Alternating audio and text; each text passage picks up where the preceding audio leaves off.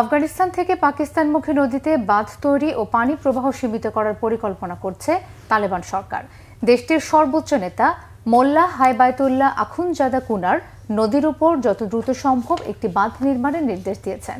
এছাড়া দেশীয় কোম্পানিগুলোর সাথে এ বিষয়ে চুক্তি স্বাক্ষর করতে নির্দেশ দিয়েছেন। এই প্রকল্প দেশীয় সংস্থাগুলোর দ্বারাই বাস্তবায়িত হবে বলে জানিয়েছেন আফগানিস্তানের পানি ও জ্বালানি মন্ত্রী মোল্লা আব্দুল লতিফ মনসুর।